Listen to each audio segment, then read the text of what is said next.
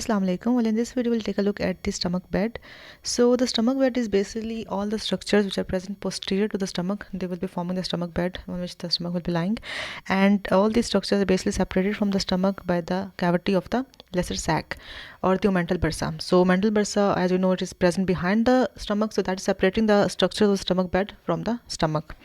So we'll be having a look at all the structures which are forming the stomach bed. So first of all we have the diaphragm. Then we know that the stomach is present on the right, on the left side, so we will be having the left kidney, the left suprarenal gland, the pancreas will be there, and there will be transverse mesocolon attached to the transverse colon, and there will be the splenic artery going towards the spleen.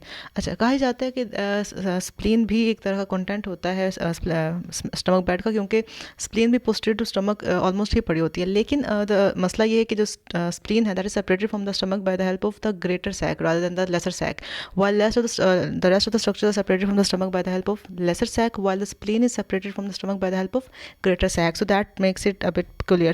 So once again, all of these structures are basically forming the stomach bed, or the structures lying behind the stomach or posterior to the stomach. They're also forming the posterior relations of the stomach. So these are the pancreas, the left kidney, the left suprarenal gland, the transverse mesocolon, the splenic artery, and all of these structures along with the pancreas हम देख चुके हैं, and the diaphragm. This is separated from the stomach with the help of the lesser sac, and the spleen separated from the stomach, also part of stomach bed, separated from it by the cavity of the greater sac. So this was all about the stomach bed, right? So thank you so much for listening.